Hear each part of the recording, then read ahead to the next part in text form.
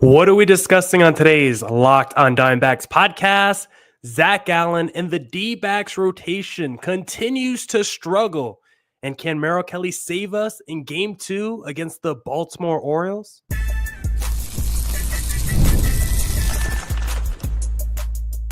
You are Locked on Diamondbacks, your daily Arizona Diamondbacks podcast, part of the Locked on Podcast Network, your team every day.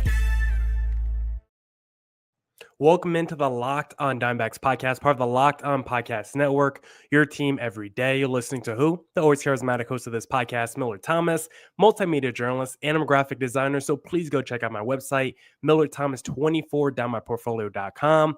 On there, you can see all my latest work, from my packages to my articles to my photos and my graphic design. Today's episode is brought to you by FanDuel. Right now, new customers can get $250 in bonus bets when you place your first $5 bet. On today's Locked on Diamondbacks podcast, we're going to be discussing the rotation and the struggles surrounding it, the best D-backs players, position players, at not making outs. This is a fun topic to break up the misery that we're going to be talking about on today's podcast. So we're going to be bringing down the best D-backs players at not making outs in the lineup. And then we'll discuss, can Merrill Kelly save us in game number 2? That's how we'll wrap today's podcast. So jam-packed pod as always for you guys. Thank you for making Locked on Diamondbacks your first listen every day. I would not be able to do this podcast without you, my loyal listeners, sharing, subscribing, reviewing, doing all that so I could do this podcast for you. Thank you. It's free. It's available on all platforms, so please continue to tell your friends. And one of those platforms is YouTube. If you're watching this right now live on YouTube, thank you. We've been trying to go live more on YouTube after games to give an immediate post-game reaction. So follow me on Twitter at CreatorThomas24 for the personal account. Look up Locked on Diamondbacks on both Twitter and Instagram so you can always stay up to date when I go live. And of course, if you're watching this live, it's an interactive experience. So please drop comments in the YouTube section as the show's going on, and I will try to read them in between breaks. But now let's get into the Locked on Diamondbacks podcast. All right, let's get into the podcast and let's discuss this D-backs rotation because it just continues to struggle. We saw Zac Gallen on the mound today against the Baltimore Orioles, hoping our D-backs ace can reset all the misery and the depression that we've been feeling around the rotation, because right now, no one is pitching well. No one can even get out the first inning. I thought it would be a little bit different with Zac Gallen because he was coming off a fantastic start against the New York Yankees, one of the best starts of his career, double-digit strikeouts, mowing down guys with that curveball. But unfortunately, this was just more of the same for Zac Gallen, where he struggled with his command, and you could just watch him throughout this game. He was lost out there on the mound. Now, I do respect Zac Gallen, always trying to figure out a new way to attack these hitters when he is struggling, when he doesn't have that command of the fastball. He's like, let me go into my knuckle curve and see how that plays. And that's what he did really well against the New York Yankees. Well, against the Baltimore Orioles, they must have watched tape against the Yankees because it felt like they were waiting on every breaking pitch, every curveball. So we actually saw at one point in this start, Zac Gallen throw 5 straight sliders because he's like, my command on the fastball is not there. They're waiting on the curveball. Let me go to the slider. So I at least respect Zac Gallen willing to try anything when he is struggling. But for the most part, the biggest question is, why is he struggling? Why is this rotation as a whole struggling? Coming into 2025, the rotation was something that felt like a guarantee, felt like lock it in. The D-backs were going to have a top 5 ERA in the National League with Burns, the highest paid guy ever in D-backs franchise history, Gallen, Kelly, Erod, Fott. You looked at the 1 through 5. You could compare it to any rotation in the National League. Dan Zambrowski of Fangraphs has the D-backs pitching staff entering 2025. He had them number 1 in projected ERA from top to bottom. This was a heralded, super talented staff coming into the year. And so far, the bullpen has looked fine for Arizona. The bullpen hasn't been the issue. It's been the starting pitching, and I just don't know why. Why can't we get out of these first innings unscathed? if you're a betting man on going on FanDuel, don't take the nerf fee. Take the year fee on the D-backs because what is it now? 4 or 5 straight games where they've given up a run in the first inning. And it's just like, what is going on with this D-backs pitching staff? What is going on more specifically with this rotation? We already fired our pitching coach from last year and Brent Strom, who I don't think deserved to be blamed. I think we all know it was the injuries to the rotation as to why this D-backs pitching staff wasn't good enough last year. So now we added Brian Kaplan, hired him to be the pitching coach. And so far, this D-backs rotation coming out the gate slow. Everyone is looking iffy with their hard stuff, right? Walks galore by Gallen, Kelly, Burns, Fox is giving up walks. Everyone's giving up runs in the first inning. It's like, we know this rotation is talented. We know the ceiling of this rotation is as good as any team in baseball.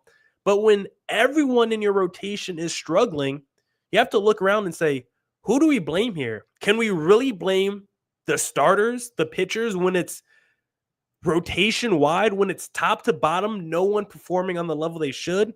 Can you blame the catchers? I mean, Jose Herrera has started like 4 games this year for the D-backs. Can you blame the fact that Herrera has probably played more than people expected to start 2025? When you actually look at the numbers by catcher, Herrera has like a 5.8 ERA.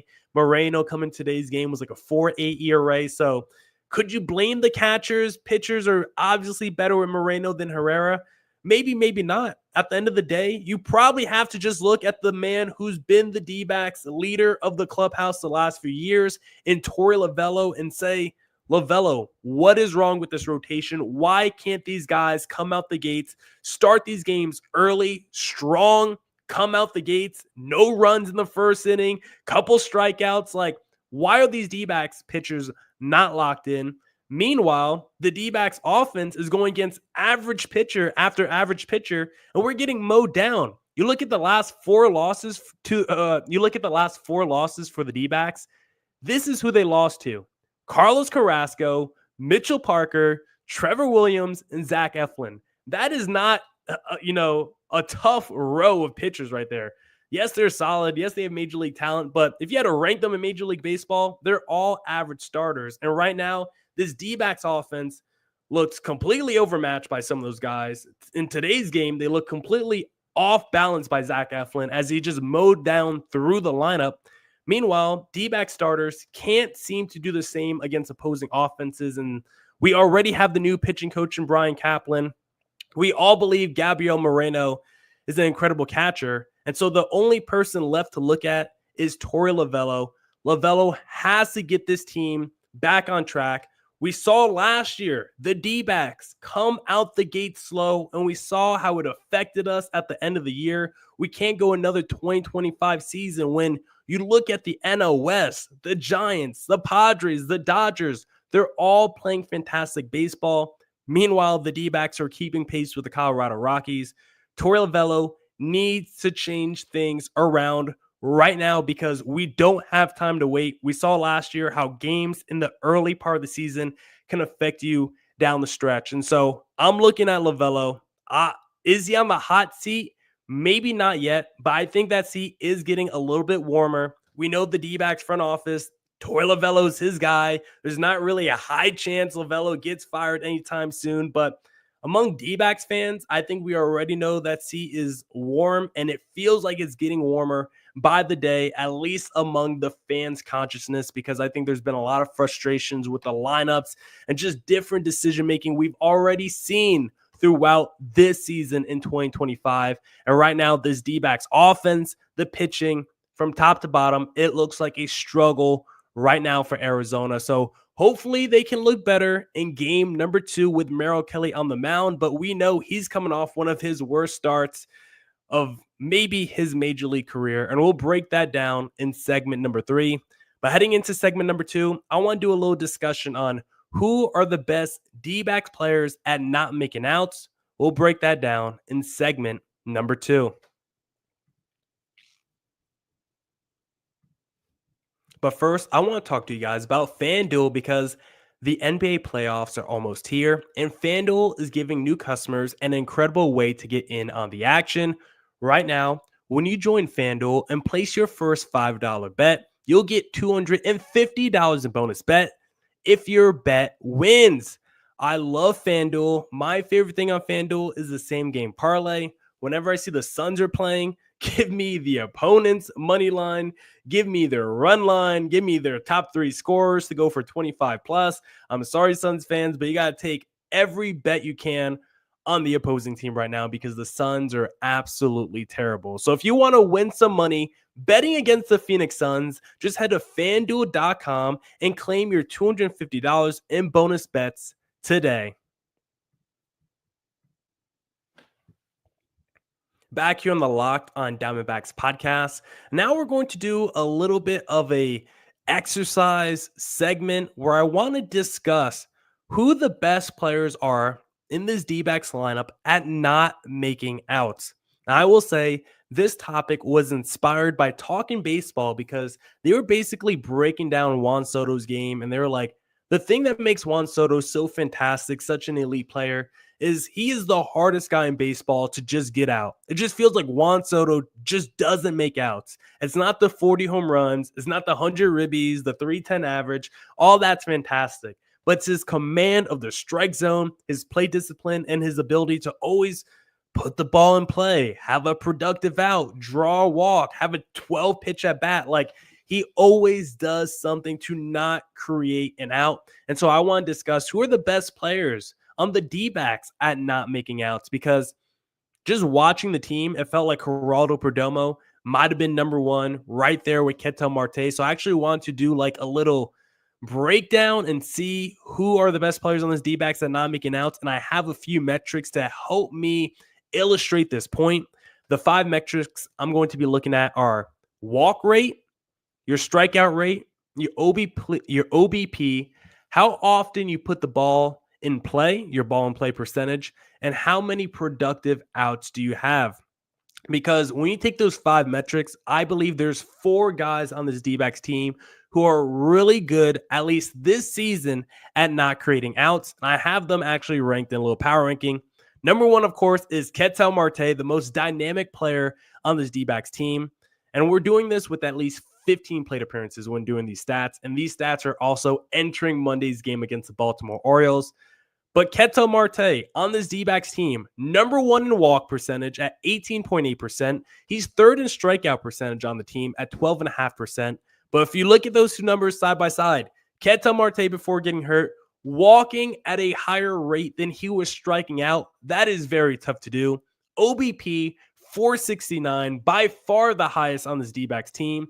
Ball in play percentage, 30%, 4th on this team. And then he only had 1 opportunity to have a productive out, so he has 0 on the season. But you look at his metrics across the board, he's by far the best player on this D-back squad at not making outs. He has complete command of the strike zone this season. He's raking, he's crushing balls in the heart of the plate. He doesn't chase a ton of pitches. And we're going to miss him. As we saw in the game tonight, it just feels like this D-backs offense is just missing something right now. And having a guy that can walk more than he strikes out is definitely going to be a huge loss in your lineup. So praying Ketel Marte comes back soon. The player who's actually the second best on this D-backs team in not creating outs, you might be a little bit surprised. I would have thought it's Geraldo Perdomo.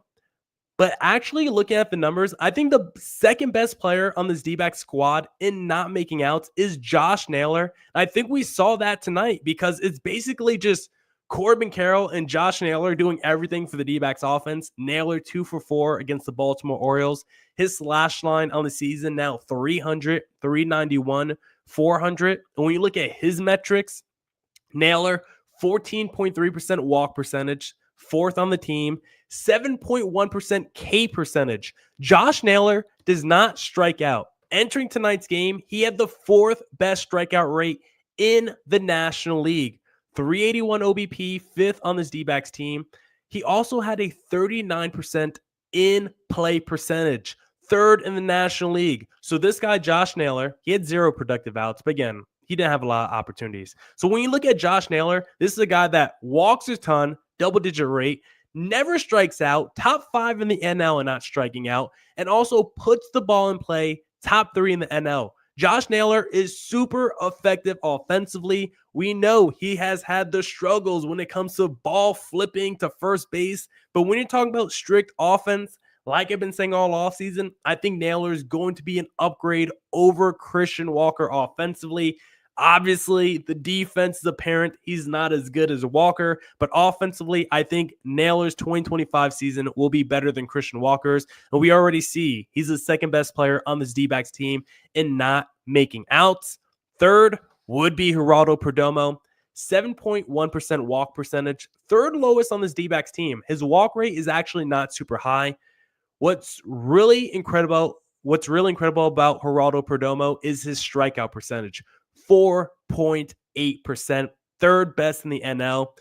Josh Naylor was fourth at 7.1%. Perdomo has 2/3 of what Josh Naylor had. He's third in the NL in strikeout percentage. His OBP is only 341, but his ball in play percentage, 36.6%, and he's tied for the second most productive outs in baseball. So Perdomo does not strike out at all. He always puts the ball in play, and he always does something to have a productive out. If you don't know what a productive out is, it's basically, can you advance the runners without recording an out? Or if you do record an out, is it like a man on third with less than 2 outs and you bring him home? It's something like that. And so when you look at Geraldo Perdomo, second most productive outs in the National League, puts the ball in play, and he never strikes out. Fantastic. I would say Corbin Carroll, fourth on the team in terms of not making outs. His walk percentage is double-digit percent. Strikeout rate a little bit high at 21%, but monstrous OBP at 391. And he also puts the ball in play a ton at around 30%. And so those are the four best players on this D-back squad in not making outs. And if you look at the play discipline numbers for a lot of these guys, you would be surprised. Moreno, he has very good play discipline numbers, double-digit walk rate, pretty low strikeout rate. They're pretty close to each other. I could actually pull up the exact number, so I'm not just spewing random nonsense. Coming into tonight's game, Moreno, 11% walk rate, 18.5 strikeout rate. You could definitely live with that. Alek Thomas tied with Geraldo Perdomo for second most productive outs in the National League. You'd love to see that. Now, if you're talking about things that these D-backs players need to work on, because I talked about a whole lot of positives with the guys not making outs, some guys that need to work on not making outs, Randall Grichuk and Pavin Smith need to cut down on the strikeouts. We saw Pavin Smith with a strikeout today, entering Monday's game against the Orioles, over a 40% K rate. Randall Grichuk, 30% K rate. Both of those guys need to improve. Geraldo Perdomo, would like to see him draw more walks, but more than Perdomo, we need to see Lourdes Gurriel draw a walk, because I believe he has one walk on the season. His walk rate is sitting at, entering today's game, 2.5%. And so Lourdes Gurriel has to help this D-back squad with his plate discipline. His swing right now, he just doesn't seem locked in at the plate. Him and Eugenio Suarez both need to get going, because you get to that 6-7 spot in the lineup, that 5-6-7 spot in the lineup, and you're just getting nothing out of Lourdes Gurriel, Eugenio, Jake McCarthy. You just need more offense from those guys. And hopefully, going to game number 2 with Charlie Morton on the mound, this D-backs offense can come alive. But if not, we got Captain Merrill Kelly on the mound, and we'll discuss if he can save us in game number 2 in segment number 3. But hey, I now want to talk to you guys about Just Ingredients, because when it comes to fueling your body, quality matters. That's why Just Ingredients is changing the game with clean, high-quality products designed to support better health and peak performance. Just Ingredients offers an NSF-certified line of protein powder, electrolytes, pre-workout, and creatine, all rigorously tested to ensure they're free from substances banned by major athletic organizations. Just Ingredients has also partnered with two-time MVP Bryce Harper, who trusts their NSF certified sports line to fuel his training and recovery. After I'm done recording this podcast, I'm going to go make me a protein shake with their chocolate protein powder. I love this thing, packed with protein and really minimal ingredients, just like they say. I love that it prioritizes wholesome, nourishing ingredients without that artificial junk. So just visit justingredients.us and use code LOCKEDONMLB for 20% off. And for more wellness tips, follow at just.ingredients on Instagram. All right, back here on the Locked on Diamondbacks podcast. And now let's discuss, can Captain Merrill Kelly save us? Because I do not want to believe that was the worst start we've ever seen from Merrill Kelly. I do not want to believe what we've seen already from him this season is going to continue because, of course, his first start of the year, a little bit shaky, right? The command issues, 4 walks, but at the end of the day, I think we would all take pitching into the 6th, 1 earned run, and 4 walks from Merrill Kelly. Because in his most recent start against the Yankees, 3.2 innings pitched, 9 earned runs, 3 walks allowed, not going to cut it. And like we've been saying, if he flipped that 9 to a 6, Dbacks potentially could have won that game 7-6. So we need Merrill Kelly to bounce back. Merrill Kelly is a guy who I've been pounding the podcast, Mike, as the most underrated pitcher in baseball, a true number 2 starter that just gets no love and respect from the casual fans. And this season, the casual fans feel like they're finally getting validated for everyone thinking Merrill Kelly's not that good. This is the first season where he looks a little bit susceptible. And I don't believe the Merrill Kelly we've seen so far in 2025 is going to continue. That's just a belief I have. I just don't think Merrill Kelly is going to dramatically fall off a cliff after being so consistent, so effective the last few years.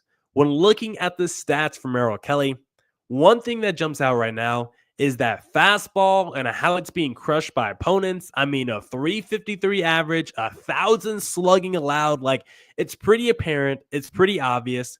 But when looking at the last couple years, his fastball has always been kind of hit hard. Last season, 620 slugging allowed on his fastball. The year before, a 491 slugging allowed on the fastball. So we're kind of used to the fastball trending in the wrong direction. Maybe not to the tune of 1,000 slugging allowed, but we've seen the fastball get hit before. The difference is this year is the changeup hasn't been as effective. Last year, a sub 100 average on that changeup, a sub 100 slugging on that changeup. You go back to 2023, a 234 slugging allowed on his changeup, but in 2025, a 429 slugging, a 286 average, and that is a big difference for Merrill Kelly. It's been his go-to put-away pitch throughout his major league career, at least his time with the Dbacks, which is his whole career, and right now it's just not effective enough. Merrill Kelly has been a guy where that changeup has been his best friend, and right now he doesn't even have a recorded strikeout on the changeup, which is crazy. It was his go-to put-away pitch last season, 23.8%, the highest of any pitch he threw in 2024. And right now in 2025, it's a big, fat 0. And so if we could get Merrill Kelly to ratchet up the strikeouts a little bit, that would be very nice. It would also be very nice if we see Merrill Kelly work through that first inning and leave unscathed. It's not something we've seen from this D-back starter in a few games right now. Everyone is coming out the gates and getting crushed by opposing offenses. Everyone looks lost. The feel for their fastball, the feel for their cutter, whoever the pitcher is, it just doesn't feel like they have it right now. And so against the Baltimore Orioles, we need to see Merrill Kelly reestablish that changeup because it's not something he's done this season. Now against the Orioles, we've seen them, at least in this game tonight, they were pretty locked into the breaking stuff. So if you're Merrill Kelly, you better locate and you better command your pitches effectively, because if not, this Orioles offense has been good all season with Gunnar, Adley Rutschman, Westberg, Mullins, like Mountcastle, Holiday. Like, it's a loaded Orioles lineup, and you cannot make any mistake pitches against them. We saw tonight, anytime Zac Gallen made a mistake with a breaking pitch, the Orioles were all over it. So we need Merrill Kelly to be better in this game, and I want to believe he can be. I want to believe it's more in like the pitching coaches and like what they're telling these guys, and not just on this D-backs rotation, because for a whole rotation to be struggling, I think it has to be more than just the starters. And so hopefully this could be the start of a bounce back for Merrill Kelly, who really hasn't faced this Orioles team at all. Outside of Tyler O'Neill, there's really no one in this Orioles lineup he has a lot of experience against. And I think that usually favors the pitcher. Not having opposing batters have experience against you, I think typically favors the pitcher. So hopefully that little fun fact leads to a greater start by Merrill Kelly because he has been struggling to start the year. We need him to have his command for his fastball, but we really need him to reestablish his changeup. And then looking at the offense, what we need is someone to attack old Charlie Morton. He's old, he's vulnerable, he's over 40 years of age. Yes, his fastball is still pretty effective, still throws that in the mid-90s, but his curveball and sinker have been absolutely crushed this year. And so if I'm the D-backs players, I'm waiting on that curveball. I'm waiting on those breaking pitches. I'm waiting for that sinker down in the zone. And if he elevates that sinker at all and leaves in the middle of the zone, I am crushing it if I'm the Arizona Diamondbacks. Of course, easier said than done when you look at how the offense has been struggling a little bit the last couple games to get those clutch hits. But that's what you got to do going against Charlie Morton. Two guys that played really well against him in his career, Randall Grichuk and Geraldo Perdomo. We'll look to see if those guys keep it going against Charlie tomorrow because we need some help from the non-Corbin Carrolls and the Josh Naylors. Corbin Carroll feels like he's slugging the ball, and it's not just like he's smacking it to the wall. Like it feels like if Corbin Carroll hits the ball past the infield, he is going to do his best to take second base. How many singles for other players have we seen Corbin Carroll turn into doubles the last week? Like, I love the fact that he's using his speed. And then Josh Naylor feels like he's just ripping the ball every time he's at the plate. I trust those two guys at the top of the lineup right now. I trust Geraldo Perdomo, despite him just going 1 for 4 tonight. But then outside of that, it's like, is Pavin Smith our third or fourth best player right now? Jake McCarthy, 0 for on the season. I think he's like 0 for 22. But when talking about players not making outs, I forgot to mention Jake McCarthy, the plate discipline numbers are not bad. 9.1% walk rate and a 13.6% strikeout rate entering Monday's game. Not too bad.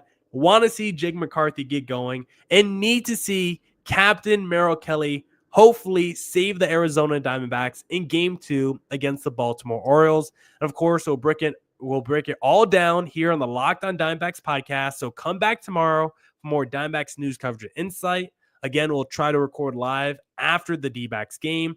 And remember, please send in your questions. We've been doing mailbag Fridays on the D-backs podcast. If you have any questions, please send them in on Locked On Diamondbacks on YouTube, Twitter, Instagram, wherever you can find me. And as always, stay safe, stay healthy. Doses.